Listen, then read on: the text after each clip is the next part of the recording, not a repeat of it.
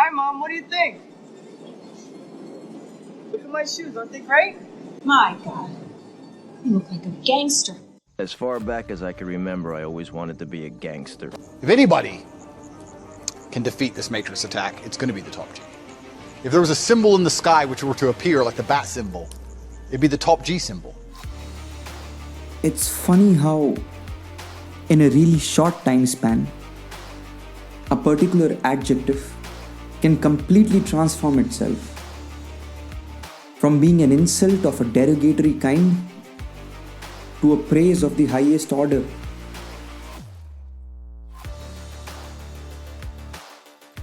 It can be a subject of great interest, but respecting our constraints, I would confine myself to the peculiar case of the word gangster.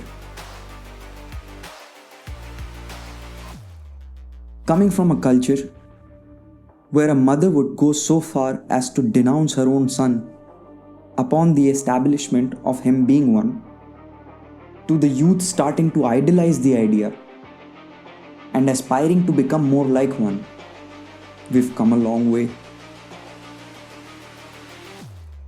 The way I see it, the seeds of this transformation were planted in its very origin. There is an undeniable attraction, even if in some cases tacitly, that boys and men have towards symbols of strength, courage, and toughness.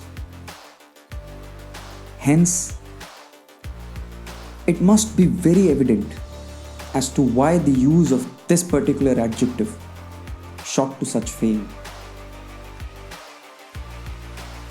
That being said, there is a huge issue underlying this case that needs to be addressed. Under this superficial veil of strength and courage are some severe vices and condemnable behaviors that are getting validated and popularized. It can never be appreciable to be disrespectful. Where I come from, being courteous is just as much the duty of the men as is to protect and provide for their families. Toughness has never been desired at the cost of character and grace. And this is just the tip of the iceberg. From a life of gluttony and an unreal pursuit of luxuries, to opening up the doors for serial consumption.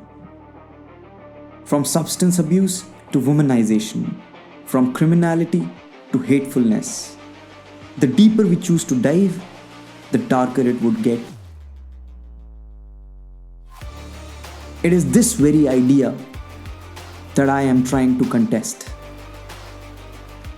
I accept that toughness, courage, and discipline are qualities that are degrading in modern men and need to be preserved. But I also advocate for an equal treatment of the qualities like compassion, faithfulness, loyalty, courteousness, chivalry, and above all, honesty.